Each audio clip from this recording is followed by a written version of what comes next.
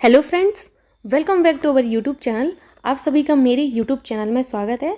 आप सभी लोग बाल मनोविज्ञान का चैप्टर 3 पढ़ रहे हैं। आप लोगों ने आनुवांशिकता तक पढ़ लिया था कि किस तरीके से आनुवांशिकता हमारे शारीरिक विकास को प्रभावित करती है। आप लोगों ने आनुवांशिकता के सिद्धांत पढ़े थे। आज आप इस वीडियो में जानेंगे कि पर्यावरण हमारे शारीरिक विकास को किस तरीके से प्रभावित करता है और साथ ही साथ डेफिनेशंस पढ़ेंगे और पर्यावरण के सिद्धांत जो हैं वो पढ़ेंगे। तो चलिए शुरुआत करते हैं। सबसे पहले हमारा पर्यावरण जो शब्द है, क्या पर्यावरण, ये हमारे दो वर्ड से मिलके बना है। कौन कौन से? परि प्लस आवरण। ठीक, यहाँ पर जो परि है, इस परि शब्द का अर्थ होता है चारों ओर। क्या होता है? चारों ओर। वहीं आवरण का मतलब होता है घेरा हुआ। तो पर्यावरण का मतलब क्या हुआ? पर्यावरण का मतलब हुआ कि चारों ओर से घिरा हुआ। अब इसी अर्थ को लेते हुए कुछ मनोवैज्ञानिकों ने परिभाषाएं दी जो इन्हीं अर्थ के आगे पीछे घूमती रहती हैं। ये डेफिनेशन हमारी परीक्षा के दृष्टिकोण से बहुत महत्वपूर्ण है और आप लोग डेफिनेशन को लेके ज़्यादा टेंस मत होना, क्योंकि डेफिनेशन हमारी यहीं तक है ज़्यादा से ज़्यादा। बाकी जैसे जैसे आप आगे बढ़ेंगे तो डेफिनेशन कम होती जाएंगी, तो आपको डेफिनेशन का इतना स्ट्रेस नहीं लेना है। बाकी मैं जैसे पढ़ाऊँ डेफिनेशन, आप उसी तरीके से डेफिनेशन को पढ़िएगा तो आपको बिल्कुल दिक्कत नहीं होगी। जैसे हमारे पी गिसबर्ट ने पर्यावरण की डेफिनेशन दी, रॉस ने दी, वुडवर्थ ने दिया। तो आखिर इन लोगों ने पर्यावरण के बारे में क्या बोला है, चलिए जानते हैं। पी गिसबर्ट ने क्या कहा? पी गिसबर्ट का कहना है कि वातावरण या पर्यावरण वह वस्तु है जो किसी अन्य वस्तु को घेरे हुए है और उस पर प्रभाव डालती है। तो पी गिसबर्ट ने क्या बोला कि जो अन्य वस्तु को घेरे हुए है, आपको ये की पॉइंट नोट करना है कि जो किसी अन्य वस्तु को घेरे हुए है। अन्य वस्तु को घेरने की बात किसने कही थी? पी गिसबर्ट ने कही थी। आपको इस तरीके की कीवर्ड्स याद रखने हैं, ठीक है। वुडवर्थ ने क्या कहा था? वुडवर्थ ने कहा है कि आनुवंशिकता से भिन्न व्यक्ति समान नहीं होते, किंतु समान पर्यावरण उन्हें समान बना देता है। इनका कहना ये था कि आनुवंशिकता अगर अलग है तो व्यक्ति समान नहीं हो सकते, ठीक है।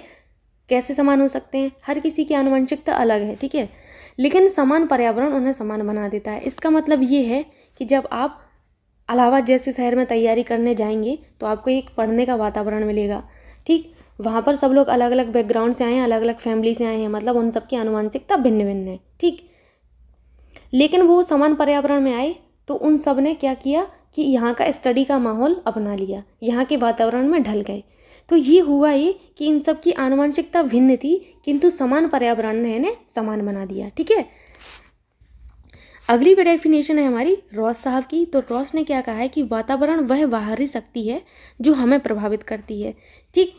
तो रॉस ने सिर्फ एक शब्द कहा है वातावरण को, वो क्या कहा है? बाहरी शक्ति। वेरी वेरी इंपॉर्टेंट कि रॉस ने हमारे वातावरण को क्या कहा है? बाहरी शक्ति कहा है। आगे आप एक नोट पढ़ेंगे, उसमें जानेंगे कि हमारे रॉस साहब ने बाहरी शक्ति पे ज़्यादा फोकस किया है कि वातावरण हमारा वह बाहरी शक्ति है जो हमें प्रभावित करती है। आगे हम लोग वुडवर्थ के बारे में जानेंगे कि वुडवर्थ ने वातावरण के बारे में क्या बोला है। तो वुडवर्थ का कहना है कि वातावरण हमें वे सभी वह तत्व आ जाते हैं जिन्होंने जीवन आरंभ करने के समय से व्यक्ति को प्रभावित किया है। तो यहाँ पर आप जान गए होंगे कि वातावरण में वे सभी वह तत्व आते हैं जिन्होंने जीवन आरंभ करने के समय से व्यक्ति को प्रभावित किया है। तो आपको कीवर्ड जो यहाँ पर पकड़ना है वो है कि जीवन आरंभ करने के समय से। क्या? जीवन आरंभ करने के समय से किसने बात कही? वुडवर्थ ने कही थी। वहीं लैंडिस और लैंडिस ने क्या कहा था? इनकी डेफिनेशन बहुत अलग है, ये तो आप भूल नहीं पाओगे, बहुत अलग है इनकी डेफिनेशन। इन्होंने कहा है कि आनुवंशिकता हमें कार्यशील पूंजी देता है और वातावरण उसको विनियोग करने का अवसर देता है। आई होप यहाँ पर डेफिनेशन आपको अच्छे से समझ में आई होंगी और आपने कीवर्ड समझे होंगे कि हम लोग को किस तरीके से डेफिनेशन पढ़ना है। आगे हम लोग निष्कर्ष पढ़ते हैं कि इतनी जो हमने डेफिनेशन पढ़ ली, इन सब का निष्कर्ष क्या निकला है। तो निष्कर्ष ये निकला है कि आनुवंशिकता और वातावरण तो महत्वपूर्ण कारक हैं जो हमारे शारीरिक विकास को प्रभावित करते हैं, लेकिन आप ये नहीं कह सकते कि हमारा आनुवंशिकता शारीरिक विकास को ज़्यादा प्रभावित करता है, या फिर आप ये नहीं कह सकते कि हमारा वातावरण हमारे शारीरिक विकास को प्रभावित करता है। आपको ये कहना होगा कि आनुवंशिकता एवं वातावरण दोनों ही हमारे शारीरिक विकास को प्रभावित करते हैं, ठीक। अतः आनुवंशिकता और वातावरण एक दूसरे के पूरक हैं, ठीक। नोट पढ़ना है आपको कि रॉस ने पर्यावरण को बाहरी शक्ति कहा है। प्रश्न हमारी परीक्षाओं में इसी तरीके से बनते हैं कि किस मनोवैज्ञानिक ने पर्यावरण को बाहरी शक्ति कहा है। आपको ऑप्शंस दिए जाएंगे पी गिसवर्ट, वुडवर्थ, स्किनर, रॉस। तो आप सभी को पता चल गया है कि हमारे रॉस ने पर्यावरण को बाहरी शक्ति कहा है। क्या कहा है? बाहरी शक्ति कहा है। अभी आपको सबसे इम्पोर्टेंट चीज़ पढ़ना है पर्यावरण के सिद्धांत। ठीक, तो पर्यावरण के सिद्धांत में पढ़ना है आपको डार्विनवाद का सिद्धांत सबसे पहले। ठीक है, डार्विन ने क्या कहा है? सबसे पहले तो आपको डार्विन की जो एक बुक है वो आपको याद रखनी पड़ेगी, जो कि हमारे साइंस के पर्सपेक्टिव से भी इम्पॉर्टेंट है और हमारे साइकोलॉजी के पर्सपेक्टिव से भी इम्पॉर्टेंट है। तो इनकी एक बुक थी द ओरिजिन ऑफ स्पीसीज़। क्या थी? The origin of species. इस बुक में इन्होंने मनुष्य और अन्य जीवधारियों पर पड़ने वाले प्रभाव के संबंध के बारे में अपने विचार प्रस्तुत किए। ठीक है, यहाँ पर आप इनकी बुक के बारे में जान गए हैं। जो हमारे डार्विन थे, डार्विन ने मेनली संघर्ष की बात कही थी। किसकी? संघर्ष की बात कही थी। संघर्ष की बात अगर किसी ने कही है तो वो किसने कही? हमारे डार्विन ने कही है। ठीक है, इनका ये कहना था कि पर्यावरण में प्रत्येक जीव को संघर्ष करना पड़ता है। यदि वो संघर्ष करने में सफल रहता है तो वो जीवित रहता है। अगर उसने सफल रहा तो वो जीवित रहा, और अगर वो असफल हो गया संघर्ष करने में तो वो मर जाता है, अर्थात उसकी मृत्यु हो जाती है। ठीक, आप यहाँ पर समझ गए होंगे कि संघर्ष की बात किसने कही है? संघर्ष की बात हमारे डार्विनवाद ने कही थी। ठीक है, साथ ही साथ आपको ये भी जानना है कि इनका जो सिद्धांत है इसको अस्तित्व के लिए संघर्ष और योग्यतम की विजय का नाम दिया गया। मतलब जो योग्यतम होता है वो विजयी होता है, और जो हमारा योग्यतम नहीं हो पाता है या जो पर्यावरण में संघर्ष नहीं कर पाता है वो खत्म हो जाता है। ठीक, तो पढ़ते हैं हम इनके बारे में। जीवन में हर जीव को अपने पर्यावरण में संघर्ष करना पड़ता है, और यदि संघर्ष में समर्थ होता है तो जीवित रहता है, अन्यथा मर जाता है। पर्यावरण एवं अनुकूलन के सिद्धांत पर प्राणी का विकास और अभिवृद्धि निर्भर करती है। यहाँ पर आप जान चुके हैं संघर्ष का मतलब है पर्यावरण में संघर्ष, यानी कि जब पर्यावरण और अनुकूलन के सिद्धांत पर ही हमारा प्राणी का विकास और अभिवृद्धि निर्भर कर रही है। ठीक है, तो इस सिद्धांत को उन्होंने अस्तित्व के लिए संघर्ष, ठीक है, अस्तित्व के लिए संघर्ष और योग्यतम की विजय का नाम दिया गया। आपसे प्रश्न इसी तरीके का बनता है परीक्षा में कि अस्तित्व के लिए संघर्ष का सिद्धांत किसका है? डार्विन का है, लेमार्क का है, स्किनर का है, फ्राइड का है। तो आपको पता होना चाहिए कि अस्तित्व के लिए संघर्ष और योग्यतम की विजय, ये दोनों ही हमारे डार्विन के सिद्धांत को कहा जाता है। इसका तात्पर्य ये है कि जीवित रहने के लिए जीवों में संघर्ष होता है। सिद्धांत से स्पष्ट है कि केवल आनुवंशिकता ही प्रत्युत्तर पर्यावरण से भी व्यक्ति का विकास प्रभावित होता है। इसका सीधा सीधा ये निष्कर्ष निकला कि प्रत्येक जीव को पर्यावरण में संघर्ष करना पड़ता है। यदि वो संघर्ष में समर्थ हुआ तो वो जीवित रहा, अन्यथा वो मर जाता है। ठीक, होता क्या है कि हमारा आनुवंशिकता और पर्यावरण दोनों ही हमारे विकास को प्रभावित करती हैं। आप किसी एक को इम्पोर्टेंट नहीं मान सकते और किसी एक को एक लेस इम्पोर्टेंट नहीं मान सकते। ठीक है, ये यहाँ पर आपका निष्कर्ष निकलता है। अगला जो आपका है सिद्धांत वो है लेमार्क का सिद्धांत। तो लेमार्क के सिद्धांत में इन्होंने मेनली अनुकूलन की बात कही थी। ठीक, इनका ये मानना था कि प्रत्येक जीव पर्यावरण के प्रभाव से अनुकूलन करता है। जब वो अनुकूलन करता है तो वो होता क्या है कि उसके अंदर नवीन परिवर्तन होते हैं, और अनुकूलन के लिए वो प्रयत्न करता ही रहता है। हर प्रत्येक जीव अपने पर्यावरण में अनुकूलन के लिए प्रयत्न करता जाता है। जिस तरीके से वो प्रयत्न करता जाता है उसके अंदर नवीन स्वरूप आते जाते हैं, नवीन विशेषताएं उसके अंदर आती जाती हैं। ठीक, इस प्रकार से इन्होंने बताया कि पर्यावरण से अनुकूलन के दौरान कुछ अंगों का हम लोग ज़्यादा प्रयोग करते हैं और कुछ अंगों का कम प्रयोग करते हैं। तो जो अंग हमारे ज़्यादा प्रयोग होते हैं वो हमारे विकसित हो जाते हैं, वहीं जो अंग हमारे कम प्रयोग होते हैं वो धीरे धीरे करके विलुप्त हो जाते हैं। ठीक, अर्थात वो ख़त्म हो जाते हैं। जैसे इन्होंने जिराफ का एग्जाम्पल लिया। इनका कहना था कि जिराफ जहाँ पर रहता था तो वहाँ पर ऊंचे पेड़ थे, ठीक, ऊंची पत्तियाँ थीं। तो जिराफ ने उन पत्तियों को पाने के लिए अपनी गर्दन को ऊपर उठाया। जैसे जैसे वो प्रयत्न करता रहा तो उसकी जो गर्दन है वो लंबी होती गई। इनका ये कहना था। चलिए इनके बारे में पढ़ लेते हैं थोड़ा सा। इन्होंने बताया कि जहाँ भौतिक पर्यावरण के साथ क्रिया प्रतिक्रिया में जीव को अपनी आवश्यकताओं को पूरा करने के लिए अनुकूलन करना पड़ता है। ठीक है, तो अनुकूलन की बात हमारे लेमार्क ने कही थी। अपने माइंड में ये बिठा लेना कि हमारे संघर्ष की बात डार्विन ने कही, वहीं अनुकूलन की बात हमारे लेमार्क साहब ने कही थी। ठीक है, सभी जीव पर्यावरण में प्रभाव से अनुकूलन की कोशिश करते हैं और इसी अनुकूलन के लिए जीव प्रयत्न करते रहते हैं। इन्हीं प्रयत्नों के परिणाम स्वरूप जीव में नवीन परिवर्तन होते हैं। ठीक है, जैसे इन्होंने उदाहरण दिया था, मैंने आपको बताया कि इन्होंने जिराफ का एग्जाम्पल लिया था। ठीक है, इन्होंने जिराफ का उदाहरण दिया। जहाँ जिराफ रहता है वहाँ पर ऊंचाई पर पत्तियाँ पाई जाती हैं, इसी कारण जिराफ की गर्दन लंबी होती है। ठीक है, एक और पॉइंट पढ़ना है इनके बारे में कि इन्होंने बताया कि पर्यावरण में जीव को अनुकूलन के लिए कुछ अंगों का ज़्यादा प्रयोग करना पड़ता है और कुछ अंगों का कम प्रयोग करना पड़ता है। ऐसी दशा में जो अंग अधिक काम में आते हैं वो अधिक विकसित हो जाते हैं और जो कम काम में आते हैं वो कम विकसित होते हैं, अर्थात घट जाते हैं और आगे चल के विलुप्त ही हो जाते हैं। ठीक, तो यहाँ पर आप पर्यावरण के दो सिद्धांत, डार्विन का सिद्धांत और लेमार्क का सिद्धांत अच्छे से पढ़ चुके हैं। आगे चलते हैं। आगे ये आपका नया टॉपिक है गामक, क्रियात्मक या गतिक विकास। गामक विकास को आप लोग क्रियात्मक विकास भी कहते हैं या गतिक विकास भी कहते हैं। ठीक है, तो गामक विकास के बारे में हरलॉक ने क्या कहा है? हरलॉक ने कहा है कि मांसपेशियों, तंत्रिकाओं तथा तंत्रिका केंद्रों की समन्वित क्रियाओं द्वारा शारीरिक गति पर नियंत्रण प्राप्त करना गामक विकास कहलाता है। क्या कहलाता है? गामक विकास। मतलब ऐसा विकास जिसमें हम मांसपेशियों, तंत्रिकाओं और तंत्रिका केंद्रों की समन्वित क्रियाओं द्वारा शारीरिक गति पर नियंत्रण प्राप्त करते हैं, तो ऐसे विकास को हम लोग गामक विकास कहते हैं। अब गामक विकास के कुछ नियम हैं जो हम लोग पढ़ लेते हैं। जैसे गामक विकास का पहला नियम है कि गामक विकास मांसपेशियों तथा तंत्रिकाओं की परिपक्वता पर निर्भर करता है। कैसे निर्भर करता है जानते हैं। होता यह है कि जन्म के बाद पाया जाता है कि बच्चे की जो निचली तंत्रिका केंद्र हैं जो कि मेरुदंड में अवस्थित रहते हैं, वो ऊपरी तंत्रिका तंत्र हमारे जो है मस्तिष्क में रहते हैं की अपेक्षा अधिक विकसित होते हैं। हमारे जो निचली तंत्रिका तंत्र है, निचली तंत्रिका तंत्र, ये हमारा ज़्यादा विकसित होता है। ये हमारा कहाँ पर रहता है? मेरुदंड में रहता है, मेरुदंड में। ठीक, ये हमारा ज़्यादा विकसित होता है। कब? जन्म के कुछ समय बाद। तो होता ये है कि इसके विकसित होने की वजह से बच्चे में सहज प्रक्रियाएं यानी कि रिफ्लेक्स एक्शन पाए जाते हैं। ठीक है, जो हमारे रिफ्लेक्स एक्शन होते हैं वो क्या होते हैं जान लेते हैं सबसे पहले कि रिफ्लेक्स एक्शन किन्हें कहते हैं हम लोग। रिफ्लेक्स एक्शन हमारे वो एक्शंस होते हैं जो किसी उद्दीपक के प्रति अचानक से बिना सोचे समझे होते हैं। ठीक है, जैसे आँख का झपकना। आँख हमारी कब झपकती है? अगर हमारे ऊपर तीव्र रोशनी पड़े तो हमारी आँख झपक जाती है। ठीक है, तो हमारी आँख का झपकना हमारा रिफ्लेक्स एक्शन है। वहीं छींकना, खांसना, ये सब हमारे रिफ्लेक्स एक्शन है या सहज क्रियाएं जिन्हें हम कहते हैं। ठीक, तो बच्चा हमारा जब पैदा होता है तो उसके बाद से इस तरीके की क्रियाएं करता है।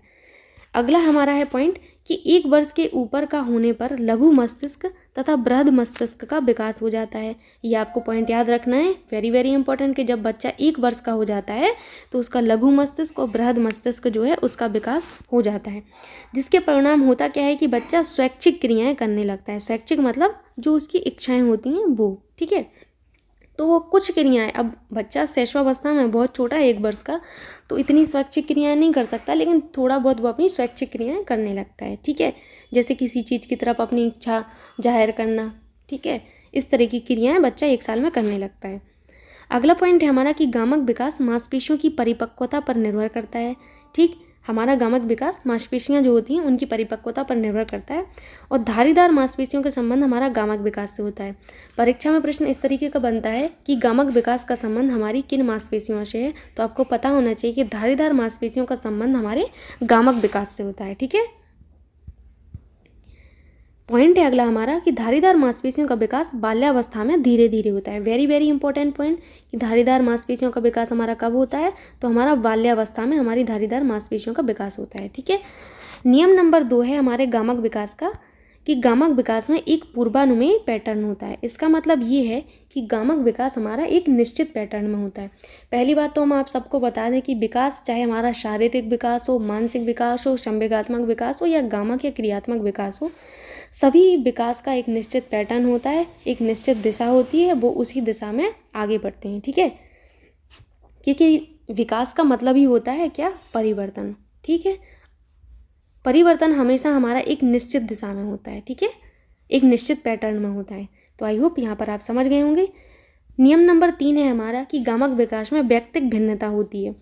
अब ये व्यक्तिक भिन्नता आप सभी को पता है कि हमारा एक व्यक्ति दूसरे व्यक्ति से भिन्न होता है, तो व्यक्ति का विकास भी हमारा भिन्न भिन्न होता है, प्रत्येक व्यक्ति का विकास भिन्न होता है। ठीक है, किसी एक व्यक्ति का विकास दूसरे व्यक्ति के जैसा हो ही नहीं सकता, क्योंकि व्यक्ति ही अलग है तो विकास भी अलग ही होगा।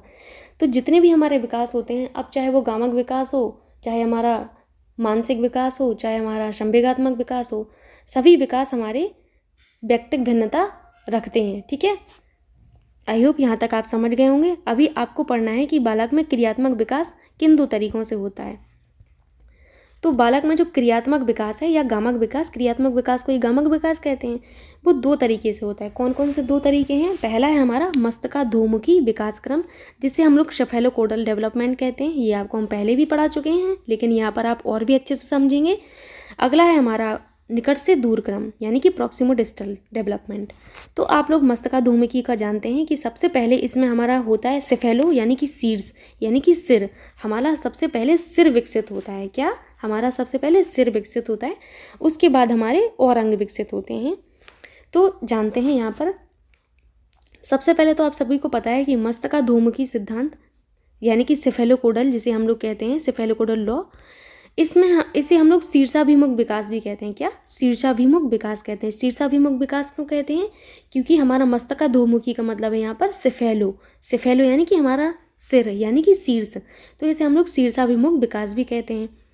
इसमें होता क्या है कि हमारा जो विकास है ना, वो ऊपर से नीचे की ओर होता है। ऊपर से नीचे का मतलब है सिर से हमारा बाजुओं में जाएगा, बाजुओं से हमारा सबसे बाद में पैरों में जाएगा, क्योंकि सिफेलो शीर्ष शब्द का अर्थ सिर या खोपड़ी से है। समझ गए आप? यहाँ पर सिफेलो या शीर्ष का मतलब हमारा सिर या हमारी खोपड़ी से होता है। ठीक है, तो इस सिद्धांत में होता क्या है कि बच्चा सबसे पहले अपने सिर पर शारीरिक नियंत्रण प्राप्त करता है। क्यों प्राप्त करता है? क्योंकि भैया पहले सिर ही तो डेवलप हुआ है, सिर ही तो हमारा बना है, तो सिर का विकास हुआ, तो सिर पर हमने शारीरिक नियंत्रण सबसे पहले प्राप्त किया। इसके बाद शारीरिक विकास नीचे बाजुओं तक, और अंत में हमारा पैर विकसित हुआ, तो अंत में हमारा पैर पर शारीरिक नियंत्रण बच्चा प्राप्त करता है। ठीक, परंतु जब बाजुओं या धड़ से पहले हमारा हाथ या पैर विकसित हो जाए तो वहाँ विपरीत शीर्षाभिमुख होता है। इसके कहने का मतलब ये है कि हमारा मस्तिष्काधोमुखी या सेफेलोकोडल में होता क्या है कि सबसे पहले हमारा सिर विकसित होता है, उसके बाद हमारे बाजू विकसित होते हैं, और अंत में हमारे पैर विकसित होते हैं। ठीक है, लेकिन अगर ये क्रम उल्टा हो जाए, मान के चलो पहले हमारे पैर विकसित हो गए, फिर हमारा हाथ यानी कि बाजू विकसित हुए, फिर हमारा सिर, हमारी खोपड़ी विकसित हुई, तो ये विपरीत शीर्षाभिमुख हो गया। ठीक है, ये इंपॉर्टेंट नोट को हम लोग जान लेते हैं, जो कि हमारा बहुत इंपॉर्टेंट है। बाल्यावस्था में हमारा शारीरिक विकास सेफेलोकोडल लॉ का अनुसरण करता है। किसका? सेफेलोकोडल लॉ का अनुसरण करता है। कब? बाल्यावस्था में। वेरी वेरी इंपॉर्टेंट, इसको आप इंपॉर्टेंट मार्क करिएगा। अगला आपको पढ़ना है निकट से दूर क्रम, जिसे हम लोग प्रॉक्सिमोडिस्टल डेवलपमेंट भी कहते हैं। आगे आप जानेंगे कि प्रॉक्सिमोडिस्टल है क्या। आप सभी को पता है कि प्रॉक्सिमोडिस्टल विकास जो है, इसमें होता है कि हमारा सबसे पहले शरीर के जो केंद्र हैं उसके निकट के अंगों का विकास होता है, फिर हमारे जो शरीर के केंद्र के दूर के अंग हैं उनका विकास बाद में होता है। पढ़ते हैं इसमें क्या लिखा है। इसे समीपो दूरस्थ विकास कहते हैं। प्रॉक्सिमो का अर्थ शरीर के केंद्र के निकट से है। ठीक है, इसके अनुसार शरीर का धड़, हाथ, पैर के छोर से पहले विकसित होता है। शरीर के विभिन्न अंगों का उपयोग करने की क्षमता का विकास इसी सिद्धांत का अनुसरण करता है। परीक्षा में प्रश्न इस तरीके से बनता है कि शरीर के विभिन्न अंगों का उपयोग करने की क्षमता का विकास हमारा किस सिद्धांत के अनुसरण करता है। तो आपको पता होना चाहिए कि हमारा शरीर के विभिन्न अंगों का उपयोग करने की क्षमता का विकास हमारा प्रॉक्सिमोडिस्टल सिद्धांत का अनुसरण करता है। किसका? प्रॉक्सिमोडिस्टल का। आई होप यहाँ तक आपको अच्छे से समझ में आया होगा प्रॉक्सिमोडिस्टल के बारे में, साथ ही साथ सेफेलोकोडल के बारे में। अगला आपको पढ़ना है गामक विकास का क्रम क्या है। तो गामक विकास का क्रम आप जान लीजिए कि गामक विकास का क्रम है, पहला सिर के भाग में गामक विकास। अभी सिर के भाग में गामक विकास का मतलब है कि आप सिर जो है हमारा जो हमारा खोपड़ी है उसमें गामक विकास जानेंगे। तो नवजात शिशु जब 4 माह का होता है तो उसकी दृष्टि अनुसरण जो होता है, दृष्टि अनुसरण का विकास हो जाता है। फिर 8 महीने बाद बच्चा सामाजिक मुस्कान जो है शो करने लगता है। सामाजिक मुस्कान का मतलब होता है अपने परिवार के जो सदस्य हैं उनको देखकर हल्की सी छोटी सी मुस्कान जो करता है बच्चा, उसे सामाजिक मुस्कान कहते हैं। ठीक है, फिर होता क्या है कि 3 महीने बाद बच्चा पेट के बल जब लेटा रहता है तो अपना सिर, जो हमारा खोपड़ी होती है, उसको उठाने का प्रयास करता है। ठीक है, तो ये आपका सिर के भाग के गामक विकास हैं। ठीक है, अगला आपको पढ़ना है दूसरा, धड़ के क्षेत्र में क्रियात्मक या गतिक विकास। ठीक, तो इसमें आपको पढ़ना है कि हमारा किस तरीके से धड़ के क्षेत्र में गामक विकास होता है।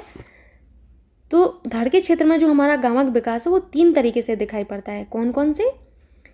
पहला है हमारा लेटे रहने पर शरीर को घुमाने का क्रियात्मक व्यवहार बच्चे में देखने को मिलता है। ठीक, 6 महीने की उम्र होने पर बच्चा पूर्ण रूप से अपने शरीर को घुमा लेता है।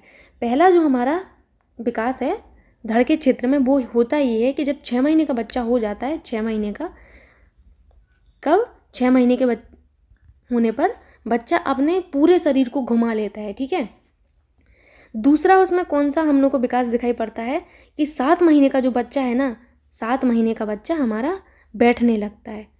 ठीक, तीसरा हमें क्या दिखाई पड़ता है? मूत्र त्यागने वाला। मूत्र त्यागने का मतलब है कि तीसरे तरह का गामक विकास मूत्र त्यागने के अंगों की क्रियाओं पर नियंत्रण होना है। 2 साल का बच्चा अपनी बड़ी आंत पर नियंत्रण कर लेता है और साथ ही साथ जब बच्चा 4 साल का हो जाता है तो उसका पूर्ण रूप से अपने मूत्राशय पर नियंत्रण हो जाता है। ठीक, आई होप यहाँ पर आप समझ गए होंगे। अगला है हमारा बाह या हाथ में क्रियात्मक विकास। तो बाह या हाथ में क्रियात्मक विकास में आप जानेंगे कि बच्चा कब हमारा अंगूठा चूसना शुरू कर देता है और चीज़ों को छूने की जो चेष्टा करता है। जैसे छोटा बच्चा होता है ना, तो चीज़ों को पकड़ने की कोशिश करता रहता है, बार बार उसको कोशिश करता है, तो वो कब करता है। तो यहाँ पर आप बाह और हाथ की क्रियात्मक विकास में ये सब जानेंगे। जब बच्चा 2 महीने का होता है तो वो अंगूठा चूसना शुरू कर देता है। जैसे आपके घर में अगर छोटा बच्चा होगा कोई, तो आपने देखा होगा, जैसे मेरा नेफ्यू है तो मैंने उसको छोटे में देखा था कि वो छोटा था जब, तो 2 महीने का होने पर वो अंगूठा चूसता था। फिर 4 महीने का होने पर चीज़ों को पकड़ने की चेष्टा करता है और छूने की अनुक्रिया करता है। ठीक है, यहाँ पर आप जान चुके हैं कि बाह और हाथ में क्रियात्मक विकास किस तरीके से होता है। 2 महीने के होने पर वो अंगूठा चूसता है और 4 महीने का होने पर वो चीज़ों को छूने की चेष्टा करने लगता है। ठीक है, पैरों में गामक विकास किस तरीके से होता है?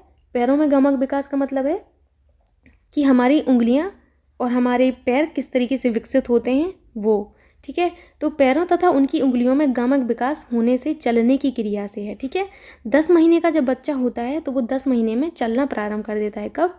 आपको ये सारी चीज़ें याद रखना है कि हमारा बच्चा कब चलना प्रारंभ करता है। कब? 10 महीने में। ठीक है, अंगूठा चूसना कब प्रारंभ करता है? 2 महीने में। बच्चा पूर्ण रूप से अपने शरीर को घुमाना कब प्रारंभ कर देता है? 6 महीने में। ये सारी चीज़ें आपको अच्छे से याद रखनी है, क्योंकि ऐसे प्रश्न हमारे सीटेट की परीक्षाओं में अक्सर बनते हैं। यूपी टेट में तो कम देखने को मिलते हैं, लेकिन आजकल परीक्षा का पैटर्न जिस तरीके से बदल रहा है उस तरीके से अपने आप को ढालिए आप, और उसी तरीके से अपनी तैयारी को रखिए। अगला है आपका कि बच्चों का गतिक विकास। इसमें आप पढ़ेंगे कि 1 महीने में बच्चे की क्या क्रियाएं होती हैं, 2 महीने में क्या होती हैं, 3 महीने में क्या होती हैं, 6 महीने में क्या होती हैं, 7 में क्या होती हैं और 9 महीने में क्या क्रियाएं होती हैं। तो यहाँ पर आप जानेंगे जब 1 महीने का बच्चा होता है ना, तो वो पेट के बल लेटे रहने पर अपनी ठोड़ी, आप ठोड़ी जानते हैं ना, ये आपकी दाढ़ी, उसको उठाने का प्रयास करता है। ठीक है, जब 2 महीने का बच्चा होता है तो पेट के बल लेटे रहने पर छाती उठाने का प्रयास करता है। ठीक है, 3 महीने का होने पर बच्चा पीठ के बल लेटे रहने पर अपना सिर, ये अपनी जो खोपड़ी है, सिर को उठाने का प्रयास करता है। ठीक है, जब 6 महीने का होता है बच्चा तो वो कुर्सी पर बैठने का प्रयास करता है, बैठने नहीं लगता, प्रयास करता है। इन सब चीज़ों को ध्यान रखना है कि बैठने का प्रयास कर रहा बच्चा, बैठ नहीं जा रहा है। ठीक, ये आपका सबसे इम्पोर्टेंट बनता है कि हमारा बच्चा कब बिना सहारे के बैठना शुरू कर देता है। तो 7 महीने का होने पर बच्चा कितना, 7 महीने का जब हो जाता है बच्चा तो बिना सहारे के बैठना शुरू कर देता है। ठीक है, 8 महीने में जब होता क्या है कि 8 महीने का बच्चा हमारा सहारे के साथ खड़ा होना शुरू कर देता है। वहीं 14 महीने का बच्चा हमारा खड़ा होना शुरू कर देता है, मतलब उसको फिर किसी की ज़रूरत नहीं होती है। 14 महीने में वो अपने आप खड़ा हो जाता है, अपने आप बैठ जाता है, अपने आप चलने लगता है, फिर उसे किसी के सहारे की ज़रूरत नहीं है चलने उठने बैठने में। ठीक है, ये आपका गामक विकास यहाँ पर ख़त्म हुआ। अगला आपका विकास है मानसिक विकास। मानसिक विकास क्या होता है जानते हैं हम लोग। मानसिक विकास, तो मानसिक विकास में होता क्या है कि आपके जो ध्यान होता है, स्मरण होता है, कल्पना, चिंतन, ये सारी हमारी क्रियाएं जो हैं वो मानसिक विकास से संबंधित होती हैं। जैसे हमारा प्रॉब्लम सॉल्विंग हुआ, ये सारी हमारी मानसिक क्रियाओं से संबंधित चीज़ें हैं। आगे आप जानेंगे ब्रेन स्टॉर्मिंग थ्योरी के बारे में, ठीक है। तो ये सारी हमारी मानसिक विकास से संबंधित होती हैं। जैसे मानसिक विकास में ध्यान, प्रत्यक्षीकरण, निरीक्षण, स्मरण, कल्पना, चिंतन, भाषा प्रयोग या समस्या समाधान जैसी क्रियात्मक योग्यताएं शामिल होती हैं, ठीक है। अगला पॉइंट है हमारा कि मानसिक योग्यताओं का विकास एक क्रम में होता है। आप सभी को मैं बता चुकी हूँ कि विकास चाहे कोई सा भी हो, वेदर इट इज़ शारीरिक विकास, मानसिक विकास, संवेगात्मक विकास, गामक विकास, उन सभी का एक पैटर्न होता है, एक निश्चित क्रम होता है, ठीक है। लेकिन हमारा गामक जो मानसिक विकास है, मानसिक विकास प्रायः हमारा स्थूल से सूक्ष्म की ओर होता है या सरल से जटिल की ओर होता है। सरल से जटिल का मतलब है, आपको हम पहले बता चुके हैं विकास के सिद्धांत में। सरल से जटिल का मतलब है कि पहले सरल चीज़ें हम लोग सीखते हैं, उसके बाद हम धीरे धीरे जटिल चीज़ों की ओर जाते हैं, ठीक है। वहाँ से आप अच्छे से पढ़ चुके हैं ये सारी चीज़ें। यहाँ पर आपको यही याद रखना है कि हमारा मानसिक विकास जो है प्रायः स्थूल से सूक्ष्म, वेरी वेरी इंपॉर्टेंट, कि स्थूल से सूक्ष्म अथवा सरल से जटिल की ओर होता है, ठीक है। जब बच्चा हमारा 3 से 6 साल का होता है तो इस अवधि में बच्चे का मानसिक विकास बहुत तेज होता है। क्यों होता है? क्योंकि इस टाइम बच्चे में जिज्ञासा की प्रवृत्ति पाई जाती है। इस जिज्ञासा प्रवृत्ति के कारण बच्चे का जो मानसिक विकास है ना, वो बहुत तेज होता है, ठीक है। वहीं अगला पॉइंट आपका है कि किशोरावस्था के दौरान और उसके बाद के कुछ वर्षों के दौरान मानसिक विकास बहुत तीव्र गति से होता है, ठीक है। यहाँ पर आपका मानसिक विकास खत्म हुआ। अगला है आपका सामाजिक विकास। तो सामाजिक विकास में पढ़ना है आपको। सामाजिक विकास क्या है आपका? एक हमारे मनोवैज्ञानिक हैं वाइगोत्स्की, जो कि इन्होंने सबसे ज़्यादा हमारी सामाजिक और संस्कृति जैसी चीज़ों पर फोकस किया। इनका मानना था कि हमारा बच्चा जो है वो सामाजिक अंतःक्रियाओं का गुणनफल है, ठीक है। इन्होंने सबसे ज़्यादा हमारी सामाजिक क्रियाओं पर फोकस किया। तो संज्ञानवादी मनोवैज्ञानिक वाइगोत्स्की ने बच्चों के भाषा विकास में सामाजिक अंतःक्रिया की महत्वपूर्ण भूमिका होने की बात कही, ठीक है।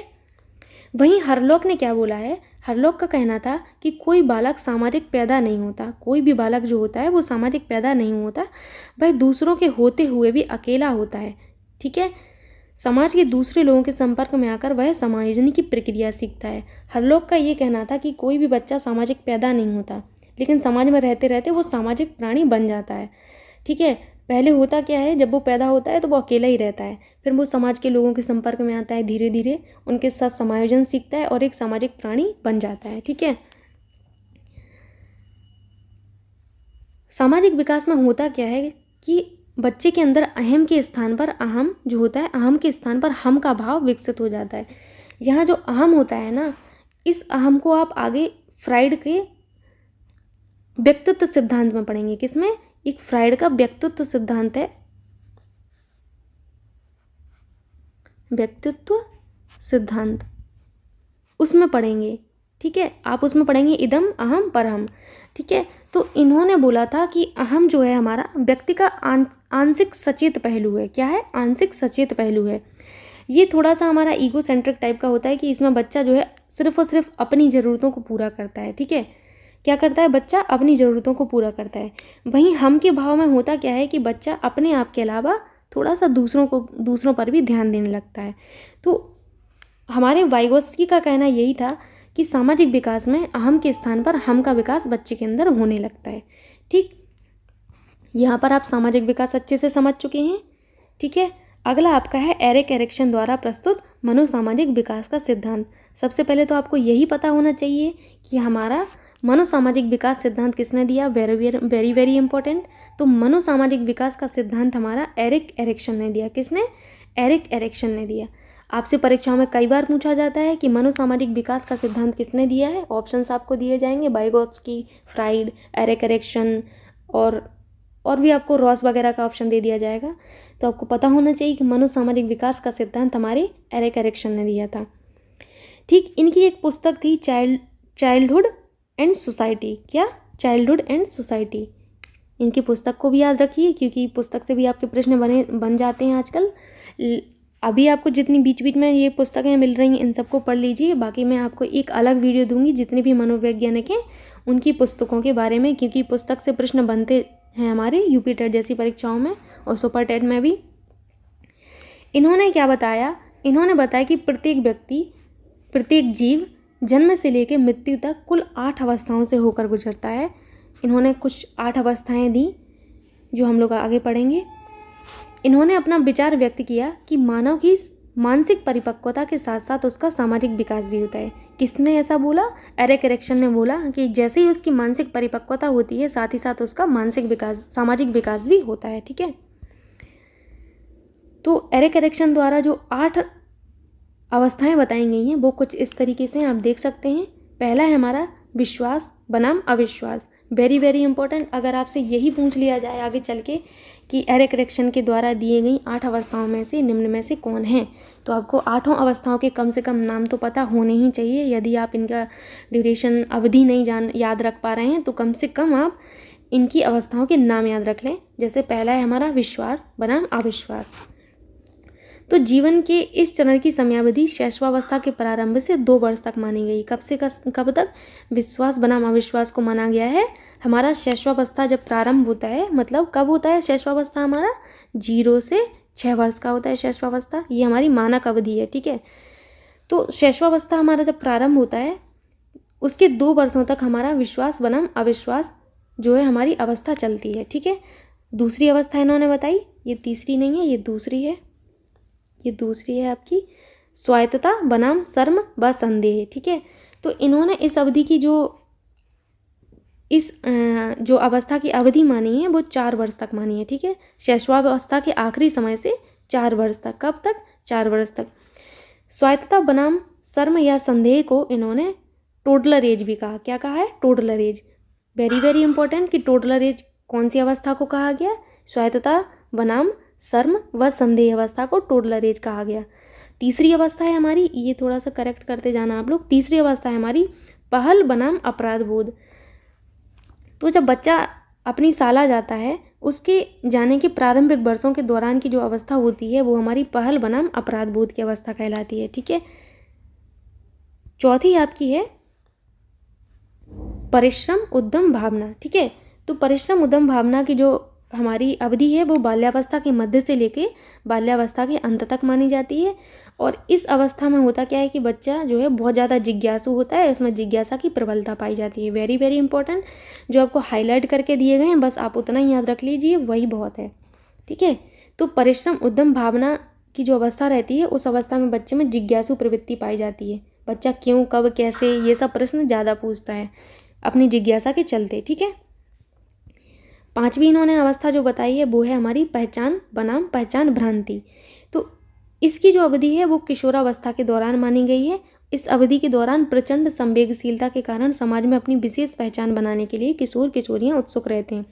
आप सभी को पता है कि जो हमारे संवेग हैं शैशवावस्था में हमारे संवेग तीव्र होते हैं, वहीं बाल्यावस्था में जाते जाते बच्चा संवेगों पर अपना नियंत्रण प्राप्त कर लेता है। फिर जैसे ही बच्चा किशोरावस्था में जाता है तो उसके संवेग जो हैं बहुत ज़्यादा तीव्र हो जाते हैं, प्रचंड हो जाते हैं उसके संवेग। फिर उन्हीं संवेगों के चलते बच्चा जो है समाज में अपनी पहचान बनाने की कोशिश करता है। उसको लगता है कि बस हम दिखें, तो अपनी पहचान बनाने के लिए किशोर किशोरियाँ जो है उत्सुक रहते हैं। तो वो अवस्था हमारी कौन सी मानी गई है एरिक एरिक्सन के द्वारा?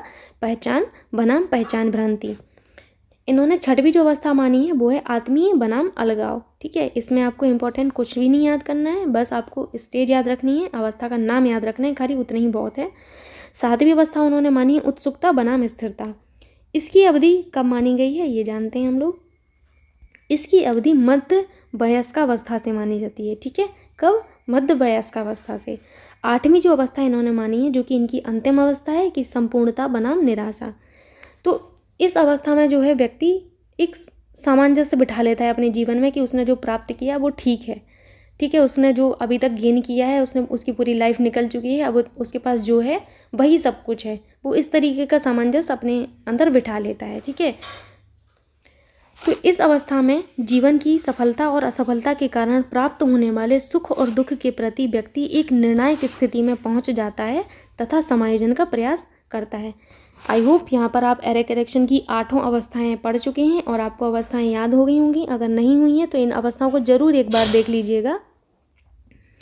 यदि आपको ये वीडियो पसंद आता है तो please like, share and subscribe my YouTube channel and thank you so much मेरा वीडियो देखने के लिए।